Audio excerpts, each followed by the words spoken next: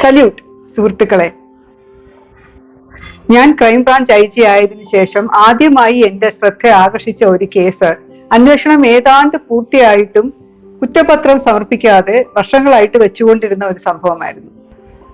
പാലക്കാട് ജില്ലയിലുള്ള ഒരു രാഘവൻ ആചാരി എന്ന വ്യക്തി കൊല്ലപ്പെട്ട കേസാണ്. ആള് ഒറ്റയ്ക്കായിരുന്നു വീട്ടിൽ ആ സമയം.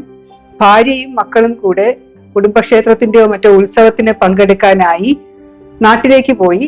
ഇയാൾക്ക് സ്വല്പം അസുഖം ഉള്ളത് കൊണ്ട്, കാല് നടക്കാനൊക്കെ പ്രയാസമുള്ളത് കൊണ്ട് വരുന്നില്ല എന്ന് പറഞ്ഞ് വീട്ടിലിരുന്നു. ഏകദേശം 68 വയസ്സായിരുന്നു പ്രായം. ആ സമയത്ത് അയാളുടെ വീട്ടിൽ ആരോ അതിക്രമിച്ച് കയറി അയാളെ കൊലപ്പെടുത്തിയ ശേഷം വീട്ടിലുണ്ടായിരുന്ന ഏകദേശം 35 ലക്ഷം രൂപയും ഒരു 40 പവനോളം സ്വർണവും മോഷണം ചെയ്തു കൊണ്ടുപോയി എന്നതായിരുന്നു കേസ്. ആദ്യം ലോക്കൽ പോലീസ് അന്വേഷിച്ചിട്ട് കാര്യമായ തെളിവുകളൊന്നും കിട്ടിയില്ല. ഫിംഗർ പ്രിന്റുകളോ അതൊന്നും കിട്ടിയിട്ടില്ല. മുളക് പൊടിയൊക്കെ നല്ല വാരി വിതറിയിട്ടുണ്ടായിരുന്നു എല്ലായിടവും. അതുകൊണ്ട് പോലീസ് നായയ്ക്ക് പോയി മണപ്പിച്ച് എത്താനായിട്ടൊന്നും സാധിച്ചില്ല. അപ്പോൾ ഏതോ കള്ളന്മാരാണ്, തമിഴ്നാട്ടിൽ നിന്ന് വന്ന കള്ളന്മാരായിരിക്കാം, അല്ലെങ്കിൽ ഇതുപോലെയുള്ള വീടുകളിൽ കയറി മോഷണം ചെയ്യുന്ന ആൾക്കാര് മോഷ്ടിക്കാനായി കയറിയപ്പോ ആളെ കണ്ടിട്ട് കൊന്നതായിരിക്കാം എന്നൊക്കെയുള്ള അനുമാനത്തിൽ ഇങ്ങനെ ഒരു വർഷത്തോളം കേസ് അന്വേഷിച്ച ശേഷമാണ് ക്രൈംബ്രാഞ്ചിലേക്ക് ഇത് മാറി വന്നത്. ക്രൈംബ്രാഞ്ച് ഇതിനകത്ത് ഒരു അറസ്റ്റ് നടത്തിയിരുന്നു. അതിലടുത്ത് താമസിക്കുന്ന അയാളുടെ സഹായിയായി പ്രവർത്തിച്ചിരുന്ന ഒരു തമിഴൻ സുബ്രഹ്മണി എന്ന് പറയുന്ന ഒരാളെയാണ് ക്രൈംബ്രാഞ്ച് അറസ്റ്റ് ചെയ്തത്. ക്രൈംബ്രാഞ്ച് തന്നെ ഈ കേസ് 3 വ്യത്യസ്ത ഓഫീസറുകളാണ് അന്വേഷിച്ചത്. കാരണം അവിടെയും ഇതുപോലെ ട്രാൻസ്ഫറുകൾ വളരെ നിരന്തരമായി നടന്നിരുന്നു. ഒരു സർക്കിൾ ഇൻസ്പെക്ടർ അന്വേഷിച്ച് തീരാറായപ്പോഴേക്കും മറ്റൊരു സർക്കിൾ ഇൻസ്പെക്ടർക്ക് കൊടുത്ത്, അങ്ങനെ വേറൊരു സർക്കിൾ ഇൻസ്പെക്ടറായി, അങ്ങനെ 3ാമത്തെ ആളാണ് അന്വേഷിച്ചുകൊണ്ടിരുന്നത്. പക്ഷെ ഈ കേസ് ചാർജ് ഷീറ്റ് ചെയ്യാത്തത് എന്തുകൊണ്ടാണ് എന്ന് നോക്കിയപ്പോൾ അതിനകത്ത് ഒരുപാട് അപാകതകൾ കണ്ടു. ഒന്നാമത്തെ കാര്യം, 35 ലക്ഷം രൂപ എങ്ങനെ ഇയാളുടെ കയ്യിൽ വന്നു? ഒരു ഇടത്തരം കുടുംബത്തിലെ ആളാണ്. അപ്പൊ എങ്ങനെയാണ് ഇയാളുടെ കയ്യിൽ 35 ലക്ഷം രൂപ വന്നത് എന്ന അന്വേഷണത്തില് ക്രൈംബ്രാഞ്ചിന്റെ ആദ്യ അന്വേഷണ സംഘത്തിന് മനസ്സിലായത് ഇയാൾ ഒരു വസ്തു വിറ്റു എന്നതായിരുന്നു. വസ്തു വിറ്റിട്ടുള്ള കാശ് വേറെ ഒരു സ്ഥലത്തിന് കൊടുക്കാൻ വേണ്ടിയിട്ടായി അയാൾ വീട്ടിൽ ഇങ്ങനെ ഒരാഴ്ചയോളം സൂക്ഷിച്ചു വെച്ചിരിക്കുകയായിരുന്നു. മറ്റേ വസ്തുവിന്റെ കരാറ് ആയിട്ടുമില്ലായിരുന്നു. അയാളുടെ ഭാര്യയും മക്കളും അറിഞ്ഞിരുന്നു ഇങ്ങനെ വസ്തു വിറ്റു, ഇത്രയധികം രൂപ ഉണ്ടായിരുന്നു എന്നറിയായിരുന്നു. അതുകൊണ്ടാണ് അവര് പോലീസിനത് പറഞ്ഞത്. ബലപ്രയോഗം നടത്തി കയറിയതായിട്ടുള്ള തെളിവുകളൊന്നും കാര്യമായിട്ട് ലഭിച്ചില്ല. കൊല ചെയ്യപ്പെട്ട വ്യക്തി രാത്രി വാതിലൊക്കെ അടച്ച് കിടക്കുന്നതിന് മുൻപായിട്ടായിരിക്കും ചിലപ്പോൾ ആരെങ്കിലും വന്നത് എന്നുള്ള അനുമാനത്തില് ഇയാളുടെ വീട്ടില് ഇത്രയധികം രൂപ ഇരിക്കുന്ന അറിയാവുന്ന വേറെ ആരൊക്കെ ഉണ്ടായിരുന്നു എന്ന് പരിശോധിച്ചപ്പോൾ ഇയാളോടൊപ്പം കുറച്ചു നാളായിട്ട് ജോലി ചെയ്തിരുന്ന, ഇയാളുടെ വീട്ടു പണിക്കും സഹായിക്കാനും പലയിടത്തും പോകാനായിട്ട് കൊണ്ടുപോയിരുന്നതും ഒക്കെ ആയിട്ടുള്ള ഒരു തമിഴനായിരുന്നു സുബ്രഹ്മണി. ഈ സുബ്രഹ്മണിക്ക് ഈ വസ്തു കച്ചവടത്തെ കുറിച്ച് അറിയായിരുന്നു. അയാൾ ഇത് വസ്തു വാങ്ങുന്ന ആൾക്കാർ വന്നപ്പോൾ അളക്കാൻ കൂട്ടുനിന്നതും പിന്നീട് രജിസ്റ്റർ ഓഫീസിൽ പോയി വസ്തുവിന്റെ ആധാരം ചെയ്തതും ആചാരി പോയപ്പോൾ അയാളോടൊപ്പം ഈ സുബ്രഹ്മണ്യം കൂടെ ഉണ്ടായിരുന്നു എന്നുള്ള അറിവ്. അപ്പൊ അങ്ങനെയുള്ള പല കാര്യങ്ങൾ. പിന്നെ പോലീസ് നായയ്ക്ക് മണം പിടിച്ചു പോകാൻ പറ്റിയില്ലെങ്കിൽ പോലും കുറെ അധികം വസ്ത്രങ്ങളും അതുപോലെ അയാൾ കിടന്നിരുന്ന സ്ഥലത്തെ കാര്യങ്ങളും ഒക്കെ ഇങ്ങനെ കൊടുത്ത ശേഷം ഏകദേശം സുബ്രഹ്മണ്യയുടെ വീടിന്റെ അടുത്ത് വരെ പോയി പോലീസ് നായ നിന്നു എന്നുള്ള ഒരു അസംഷനിലും ഒക്കെയാണ് ഇയാളെ അറസ്റ്റ് ചെയ്തുകൊണ്ട് വന്നത്. ഇയാൾ എന്ത് ചെയ്താലും കുറ്റം സമ്മതിക്കുന്നില്ലായിരുന്നു. പോലീസ് കുറച്ച് ക്രൂരമായി ഉപദ്രവിക്കുകയൊക്കെ ചെയ്തു ആളെ. ഏകദേശം 90 ദിവസത്തോളം, ഒരു 100 ദിവസത്തോളം അടുപ്പിച്ച ആള് ജയിലിൽ കിടന്നു. പിന്നീട് ജാമ്യം കിട്ടി പുറത്തിറങ്ങി. റിക്കവറി ഒന്നും നടത്താൻ സാധിച്ചില്ല. ഇയാൾ കൊല ചെയ്ത ആയുധം എവിടെ നിന്നാണെന്ന് കിട്ടിയിട്ടില്ല. മോഷ്ടിച്ചെടുത്ത രൂപ എന്ത് ചെയ്തു എന്നുള്ളതിന് വ്യക്തമായ തെളിവ് കിട്ടിയിട്ടില്ല. സ്വർണം ഏതോ ഒരു 2-3 സ്വർണ്ണക്കടകളിൽ നിന്ന് കുറച്ച് റിക്കവറി എടുത്തു, ഒരു 20 പവനോളം റിക്കവറി ചെയ്തെടുത്തു. പക്ഷെ ഇത് സുബ്രഹ്മണി തന്നെ കൊണ്ടുവച്ചതാണോ എന്ന് പിന്നീട് വന്ന അന്വേഷണ ഉദ്യോഗസ്ഥർക്ക് തെളിവില്ല. അവർക്കൊരു സംശയം. അപ്പൊ അങ്ങനെ നീണ്ടു പോയതാണ്. അപ്പൊ ഈ തെളിവുകളുടെ അഭാവത്തിലാണ് കേസ് ചാർജ് ഷീറ്റ് ചെയ്യാൻ പറ്റാതിരുന്നത്. ഞാൻ തന്നെ ഒരു ടീമിനെ കൊണ്ട് വീണ്ടും പോയി ഈ സുബ്രഹ്മണിയെ കണ്ട് സംസാരിക്കുകയും, അയാള് വളരെ പാവപ്പെട്ട വളരെ കഷ്ടപ്പെട്ട് ജീവിക്കുന്ന ഒരു മനുഷ്യനാണ്. അപ്പൊ 35 ലക്ഷം രൂപയും സ്വർണവും ഒക്കെ ഉണ്ടായിരുന്നെങ്കിൽ അയാൾ ഉടൻ തന്നെ സ്ഥലം വിട്ടേനെ. കൂടാതെ അത് എവിടെയെങ്കിലും സൂക്ഷിച്ചു വെച്ചേനെ. അയാൾ ഇപ്പോഴെങ്കിലും കുറച്ച് നന്നായിട്ട് ജീവിച്ചേനെ എന്നൊക്കെയുള്ള ഒരു തോന്നലൊന്നും ഉണ്ടായിരുന്നു. അതൊന്നും അയാളുടെ അന്തരീക്ഷത്തിലോ വീട്ടിലോ ഒന്നും കണ്ടിരുന്നില്ല. കൂടാതെ ഇയാൾ ഇത് നിരന്തരമായിട്ട് അയാൾ പറയുന്നുണ്ട്, ഞാൻ അറിഞ്ഞ കാര്യമല്ല സാറേ, ഞാനിത് ചെയ്തിട്ടില്ല എന്ന് നിരന്തരമായിട്ട് അപ്പോഴും പറഞ്ഞുകൊണ്ടിരിക്കുകയാണ്. വീട്ടുകാർക്കും ഒരു വലിയ മടിയാണ് സുബ്രഹ്മണി ചെയ്തതാണ് എന്ന് പറയാനായിട്ട്. അവരും പറഞ്ഞു, ഞങ്ങൾക്ക് വിശ്വസിക്കാൻ പറ്റുന്നില്ല, ഇയാൾ വളരെ സത്യസന്ധനാണ്, ചെറിയ പ്രായം തൊട്ട് ഞങ്ങളുടെ കൂടെ വന്നതാണ്, അപ്പൊ ഞങ്ങൾക്ക് അറിയാം, അയാളുടെ കുടുംബവും വളരെ പാവമാണ്, ഇയാളെ പോലീസ് അറസ്റ്റ് ചെയ്തുകൊണ്ട് പോയപ്പോൾ ഞങ്ങൾ പറഞ്ഞു ഇയാൾ ആയിരിക്കില്ല സാറേ എന്ന് പറഞ്ഞു. അങ്ങനെയൊക്കെ പറയുന്നുണ്ട്. പിന്നെ അവസാനം ഈ കള്ളൻ ആരാണെന്ന് അറിയാത്തത് കൊണ്ട് കേസ് ഇങ്ങനെ അന്വേഷണത്തിൽ ഇങ്ങനെ വീണ്ടും കിടക്കുകയായിരുന്നു. അപ്പോ വീട്ടില് ഒരു വളർത്തുന്ന ഒരു തെരുവ് നായ ഉണ്ടായിരുന്നു. ഒരു ചെറിയ വീടാണ്, വസ്തുവൊക്കെ ഉള്ളത് കുറച്ച് മാറിയാണ്. അപ്പൊ ആ വീടിന്റെ 4 മതിലിന്റെ അകത്തും നിൽക്കുന്ന ഒരു തെരുവ് നായ ആ വീട്ടില് ഉണ്ടായിരുന്നു. അപ്പം ഏകദേശം നമ്മൾ മരണത്തിന്റെ സമയം പോസ്റ്റ്മോർട്ടം റിപ്പോർട്ടിൽ നിന്ന് അനുമാനിച്ചെടുത്തത് സന്ധ്യയ്ക്ക് ശേഷമാണ്. രാത്രി ഒരു 7 മണി 8 മണിക്ക് ശേഷം മരിച്ചതായിട്ടാണ് കാണുന്നത്. അയാൾ ഭക്ഷണം കഴിച്ചിരുന്നില്ല. അപ്പൊ അതുകൊണ്ട് രാത്രിയിലത്തെ ഭക്ഷണം കഴിക്കുന്നതിന് മുമ്പായിട്ട് ഉച്ചകലത്തെ ഭക്ഷണം ദഹിച്ച സ്ഥിതിയിലായിരുന്നു ഓട്ടോപ്സി റിപ്പോർട്ടിൽ കണ്ടിരുന്നത്. രാത്രിയിലത്തെ ഭക്ഷണം കഴിക്കാതെ അവിടെ അടച്ചു വെച്ചിട്ടുണ്ടായിരുന്നു. അപ്പൊ ആ പട്ടി എന്തായാലും അയാൾ ഒറ്റയ്ക്കേ ഉള്ളൂ എന്നുള്ളത് കൊണ്ട് വീട്ടിൽ കാവലുണ്ടാവും, ഭയങ്കര ആൾക്കാർ വരുമ്പോൾ കുരയ്ക്കുന്ന പട്ടിയാണ് എന്നൊക്കെയാണ് പറഞ്ഞിരുന്നത്. തെരുവ് നായ ആണെങ്കിൽ നല്ല ശൗര്യമുള്ള നായായിരുന്നു. പക്ഷെ പരിസരവാസികളൊന്നും ആ നായ കുരയ്ക്കുന്ന ശബ്ദം കേട്ടില്ല. അപ്പൊ അത് ഒരു സംശയമായിട്ട് ആദ്യമേ പറഞ്ഞിരുന്നു. എന്താണ് ഈ നായ കുരച്ച ശബ്ദം കേൾക്കാത്തത്, എന്തുകൊണ്ടാണ് ഇയാളുടെ വീട്ടിൽ നിന്ന് ഒരു ശബ്ദവും പരിസരവാസികൾ കേൾക്കാത്തത്? പിറ്റേ ദിവസം രാവിലെ ഇയാളുടെ ഭാര്യയും മക്കളും ഉത്സവമൊക്കെ കഴിഞ്ഞ് തിരിച്ചു വരുമ്പോഴാണ് ഇയാൾ മരിച്ചു കിടക്കുന്നത്, വീട് തുറന്നു കിടക്കുന്നതും മരിച്ചു കിടക്കുന്നതും ഒക്കെ കണ്ടത്. അപ്പൊ അതുകൊണ്ട് നാട്ടുകാരും മറ്റ് പരിസരവാസികളും ഒന്നും അറിയാതെ ഇങ്ങനെ ഒരു കൊലയും ഒരു മോഷണവും നടന്നത് കൊണ്ടാണ് പോലീസ് ആദ്യമേ അനുമാനിച്ച ചിലപ്പോൾ സുബ്രഹ്മണ്യ ആയിരിക്കുന്നു. കാരണം സുബ്രഹ്മണ്യക്ക് ഇവിടെ ഇടയ്ക്കിടയ്ക്ക് വന്ന് ശീലമുണ്ട്, നായ്ക്ക് പരിചയമുണ്ട്, വീട്ടിലെ വളർത്തു നായ ആണെങ്കിലും അറിയാം, അപ്പൊ അതുകൊണ്ട് കുരയ്ക്കാത്തതായിരിക്കും എന്നാണ് പറഞ്ഞിരുന്നത്. പക്ഷെ ഈ സുബ്രഹ്മണ്യക്ക് നായ ഭയങ്കര പേടിയാണ്, ഈ എല്ലാ നായ്ക്കളെയും പേടിയാണ്. കുട്ടിക്കാലത്ത് എങ്ങാണ്ട് ഒരു പട്ടി കടിച്ചിട്ടുണ്ട്, കുത്തി വെച്ചിട്ടുണ്ട്. അതുകൊണ്ട് ഈ നായ തുറന്നു കിടക്കുമ്പോൾ അവനെ വീട്ടിനകത്തോട്ട് കയറാറില്ല, എപ്പോഴും അതിനെ കൂട്ടിനകത്തിട്ട് അടച്ച ശേഷം മാത്രമേ കയറാറുള്ളൂ എന്നാണ് വീട്ടുകാർ തന്നെ പറഞ്ഞിരുന്നത്. പക്ഷേ നാട്ടുകാരും നായയുടെ ശബ്ദം കേട്ടിരുന്നില്ല.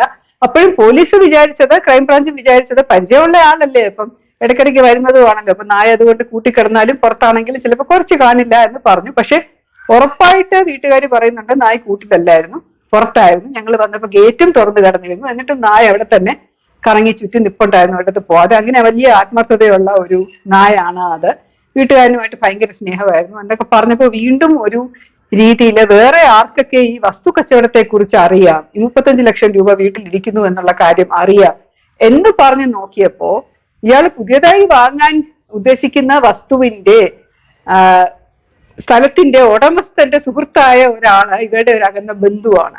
അപ്പൊ ആ അകന്ന ബന്ധു വഴിയാണ് ഇവിടെ അടുത്തുള്ള സ്ഥലം വിറ്റാലും കുറച്ചും കൂടെ നല്ല സ്ഥലം വേറൊരിടത്ത് വാങ്ങാം, ചെറിയ സ്ഥലമാണെങ്കിൽ പോലും അത് നാഷണൽ ഹൈവേയുടെ അടുത്താണ്, പിന്നെ നാഷണൽ ഹൈവേ വികസിപ്പിച്ച് വരുമ്പോഴേക്കും നമുക്ക് നല്ല കാശ് അവിടെ കിട്ടും വിറ്റാല് എന്നൊക്കെ പറഞ്ഞു വന്നിരുന്ന ഇവരുടെ തന്നെ ഒരു അകന്ന ബന്ധു അയാള് അവിടെ വന്നിരുന്നുവെന്നും അവിടെ അവരുമായിട്ട് പരിചയം ഉണ്ടായിരുന്നു, അയാൾ മുഖാന്തരമാണ് ഇയാള് വിറ്റ സ്ഥലത്തിന്റെ കാശ് വെച്ച് പുതിയ സ്ഥലം വാങ്ങാൻ ഉദ്ദേശിച്ചിരുന്നത് എന്നും പറഞ്ഞു. പക്ഷെ ഇയാളെ നമ്മൾ തപ്പിയിട്ടൊന്നും കിട്ടിയില്ല. അവസാനം ഇയാളെ ക്രൈംബ്രാഞ്ചിന്റെ പുതിയ സംഘം അന്വേഷിച്ച് തപ്പി കണ്ടുപിടിച്ച് എടുത്തോണ്ട് വന്നു. ഇയാളുമായിട്ട് സംസാരിക്കുന്നതിനിടയിൽ ഞാൻ ഇയാളോട് വെറുതെ കാഷ്വലായിട്ട് ചോദിച്ചു, നിങ്ങളുടെ വീട്ടിൽ പട്ടി ഉണ്ടോ എന്ന് ചോദിച്ചു. അയാൾ പറഞ്ഞു ഉണ്ട്, എനിക്ക് അൽസേഷൻ നായുണ്ട്, എനിക്ക് ഭയങ്കര ഇഷ്ടമാണ് പട്ടികളെ എന്ന് പറഞ്ഞു.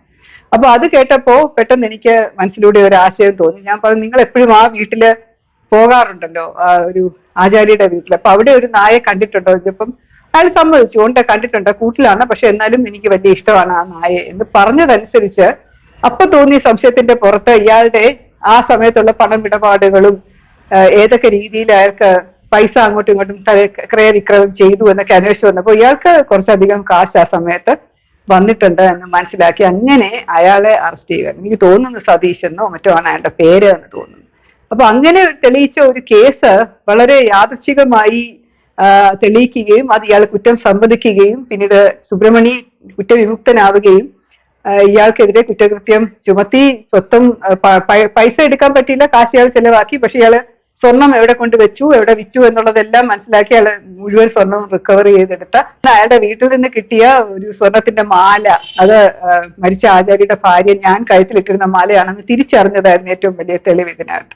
3-4 വർഷത്തോളം അന്വേഷണം നടത്തിക്കൊണ്ട് പോയിട്ട് ഒരു തുമ്പും ഇല്ലാതെ പോയ ഒരു കേസ് വീട്ടിലെ ഒരു വളർത്തു നായ, ഒരു തെരുവ് നായ ഉണ്ട് എന്നുള്ള അറിവില്ലാണ്. പിന്നീട് അത് ചത്തുപോയെന്ന് തോന്നുന്നു. ഞാനവിടെ അന്വേഷിച്ചു പോയപ്പോ ആ നായ കണ്ടിട്ടില്ല. പക്ഷെ പോലീസ് നായ തെറ്റായിട്ട് കൊണ്ടുപോയി ഓടി വേറൊരാളുടെ വീട്ടിൽ കയറിയില്ല, അതിന്റെ അടുത്ത് വരെ എത്തി എന്നുള്ള അനുമാനത്തിലുമാണ് പാവം സുബ്രഹ്മണ്യെ പിടിച്ച് അറസ്റ്റ് ചെയ്തത്. പോലീസിൽ ഡിപ്പാർട്ട്മെന്റില് ഇപ്പോ 85-90 നായ്ക്കളുണ്ട്, ശ്വാന സേനയുണ്ട്. എല്ലാ വർഷവും ഇങ്ങനെ 23-25 നായ്ക്കളെ വാങ്ങി കൂട്ടും, എന്നിട്ട് പരിശീലിപ്പിച്ചെടുക്കും. ചിലരെ ട്രാക്കർ ഡോഗ് എന്നാണ് പറയുന്നത്. അതായത് ഈ കേസിന്റെ അന്വേഷണത്തിന് തെളിവുകൾ കിട്ടാൻ വേണ്ടി ട്രാക്ക് ചെയ്ത് പിടിക്കാൻ പറ്റുന്ന ഡോഗ്സ് ഉണ്ട്. സ്നിഫർ ഡോഗ്സ് ഉണ്ട്, മണപ്പിച്ച് പിടിക്കാൻ പറ്റുന്ന ഡോഗ്സ് ഉണ്ട്. കഡാവർ ഡോഗ്സ് എന്ന് ഈയിടെ കുറച്ച് നാൾ മുമ്പ് തുടങ്ങിയായിരുന്നു. അതായത് ഏതെങ്കിലും വലിയ പ്രകൃതി ദുരന്തം വരുമ്പോൾ കുടുങ്ങിക്കിടക്കുന്ന മൃതശരീരങ്ങൾ കണ്ടെത്താനായിട്ട് ഈ കഡാവർ ഡോഗ്സിനെ ഉപയോഗിക്കാറുണ്ട്. മയക്കുമരുന്ന് കണ്ടുപിടിക്കാനായിട്ട് പ്രത്യേക പരിശീലനം നൽകിയ സ്നിഫർ ഡോഗ്സ് ഉണ്ടാവും. എക്സ്പ്ലോസീവ് സബ്സ്റ്റൻസസ്, സ്ഫോടക വസ്തുക്കൾ, RDX അതുപോലെയുള്ള സാധനങ്ങൾ കണ്ടുപിടിക്കാനായിട്ടുള്ള വിദഗ്ധ പരിശീലനം നൽകിയ ഡോഗ്സ് ഉണ്ടാവും. CISFൽ നിന്ന് ഒരു ഡോഗ് സ്ക്വാഡിന്റെ ട്രെയിനേഴ്സ് വന്നിട്ടാണ് നമ്മുടെ നായ്ക്കളെ പരിശീലിപ്പിച്ചെടുക്കുന്നത്. പണ്ടത്തെ കാലത്ത് നായ്ക്കളുടെ കാര്യം പോലീസിൽ വലിയ കഷ്ടമായിരുന്നു. ചുമ്മാ ഒരു പേരിന് കുറെ നായ്ക്കളെ വാങ്ങും. പൊതുജനങ്ങൾക്ക് എല്ലാവർക്കും അഭിപ്രായമുള്ളത് ഏതെങ്കിലും ഒരു വലിയ കുറ്റകൃത്യം നടന്നു കഴിഞ്ഞാൽ സ്ഥലം SP പോകണം, നായും ചെല്ലണം എന്നാണ്, പോലീസ് ഡോഗും ചെല്ലണം എന്നാണ്. അത് രണ്ടും കഴിഞ്ഞാൽ അവർക്ക് സമാധാനമായി. പിന്നെ അത് കഴിഞ്ഞിട്ടും തെളിഞ്ഞില്ല എന്നുണ്ടെങ്കിൽ കേസ് ക്രൈംബ്രാഞ്ചിനെ വിടും. ക്രൈംബ്രാഞ്ച് തെളിയിച്ചാലും ഇല്ലെങ്കിലും 3-4 വർഷം അത് അന്വേഷിക്കാതെ കിടന്നാലും ആളുകളുടെ പരാതി പെട്ടെന്ന് അങ്ങ് ശമിക്കും. അപ്പൊ അതുകൊണ്ട് അന്ന് പോലീസ് ഡോഗിനെ കൊണ്ടുപോയി SP സ്ഥലത്ത് പോയി ഡോഗ് ഇങ്ങനെ അവിടെ ഇവിടെയൊക്കെ കറങ്ങി നടന്ന് എന്തെങ്കിലുമൊക്കെ ചെയ്യുമ്പോൾ പോലീസ് അന്വേഷിച്ചു എന്നുള്ള ഒരു ധാരണ വരുന്നു. അപ്പൊ അതിനുവേണ്ടി ഡോഗ് ആവശ്യമായിരുന്നു. ഒരുപാട് കേസുകൾ പോലീസ് ഡോഗ് തെളിയിച്ചിട്ടുണ്ട്. വളരെയധികം മയക്കുമരുന്ന് കേസുകൾ, എക്സ്പ്ലോസീവ് കേസുകളൊക്കെ തെളിയിച്ചിട്ടുണ്ട്. നല്ല പരിശീലനം കിട്ടിയ ഡോഗ്സ് ആണ്. പണ്ടൊക്കെ ഈ ഡോഗ്സിനെ നമ്മൾ ലേലം ചെയ്ത് വിൽക്കുവോ അല്ലെങ്കിൽ ഡിസ്പോസ് ചെയ്യുവോ കൊന്നുകളയുവോ ഒക്കെ ചെയ്യുമായിരുന്നു ഒരു പ്രായം കഴിയുമ്പോൾ. പക്ഷെ ഇപ്പം അവർക്ക് വേണ്ടി വിശ്രാന്തി എന്ന പേരിൽ ഒരു വിശ്രമ കേന്ദ്രം തുടങ്ങി. പോലീസ് അക്കാഡമിയിൽ അവർക്ക് ഭക്ഷണം കൊടുത്ത് ഇങ്ങനെ ഒരു കെന്നലിൽ സൂക്ഷിച്ചിട്ടുണ്ട്. 12-13 വയസ്സൊക്കെയാണ് ഒരു നായുടെ ശരാശരി ഒരു ആയുസ് എന്ന് പറയുന്നത്. 5 പോലീസ് സ്റ്റേഷനുകളിൽ തെരുവ് നായ്ക്കളെ എടുത്തു കൊടുക്കുന്ന ഒരു പദ്ധതി ഒരു DGP വിഭാവന ചെയ്ത് ഞാനും കൂടെ ചേർന്നാണ് ആ നായ്ക്കളെ സെലക്ട് ചെയ്ത് എടുത്തത്. പക്ഷെ ആ നായ്ക്കളുടെ കാര്യം വളരെ ദുരിതപൂർവ്വമായിരുന്നു. കാരണം ഞാൻ ഈ 5 പോലീസ് സ്റ്റേഷൻ പിന്നീട് നോക്കിയപ്പോൾ വളരെ പരിതാപകരമായിട്ടുള്ള, അതായത് തെരുവിൽ ഇതിനേക്കാളും സുഖമായിട്ട് ജീവിക്കാൻ പറ്റിയിരുന്ന നായ്ക്കളെയാണ് പോലീസ് സ്റ്റേഷന്റെ ചെറിയ കൂടുണ്ടാക്കി അതിനകത്ത് സഫക്കേറ്റ് ചെയ്തിട്ടിരുന്നത്. പിന്നെ അവസാനം ഞാൻ അതിനെ തുറന്നു വിടാനൊക്കെ പറഞ്ഞു. പക്ഷെ നടന്നോ ഇല്ലയോ പിന്നീട് എനിക്ക് ഫോളോ അപ്പ് ചെയ്യാനൊന്നും പറ്റിയില്ല അതിനെക്കുറിച്ച്. പോലീസിലെ നായ്ക്കൾ ഒരുപാടുണ്ട്, ഒരുപാട് കാശ് അതിനു വേണ്ടി ചെലവാക്കുന്നുണ്ട്.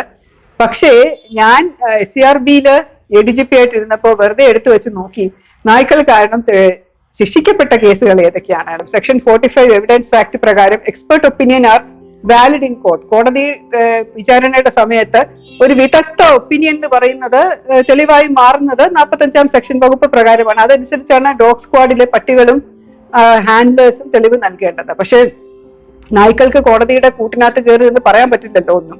അതുകൊണ്ട് ഹാൻഡ്ലേഴ്സ് ആണ് പറയുന്നത് ഇത് ഇങ്ങോട്ട് പോയി അതങ്ങോട്ട് പോയി, ഞങ്ങൾ അങ്ങനെ കിട്ടി, ഇത് മണത്തത് കുഴിച്ചെടുത്തു എന്ന് ഡോഗിനെ കൊണ്ടുപോകുന്ന പോലീസുകാരൻ പറയും.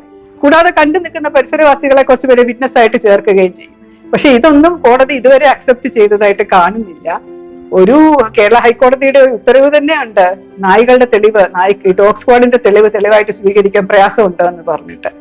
സുപ്രീം കോടതി അതൊരു തെളിവായി കാണണം എന്ന് ഒരു വളരെ വേഗമായിട്ട് ഏതോ ഒരു കേസിൽ, എനിക്ക് തോന്നുന്നു രാജസ്ഥാനിലെ ഏതോ ഒരു കേസിൽ പറഞ്ഞു പോയിട്ടുണ്ടെങ്കിലും ഇതുവരെ നായ്ക്കൾ ഡിറ്റക്ട് ചെയ്ത് കിട്ടുന്ന കേസുകൾ വളരെ കുറവാണ്.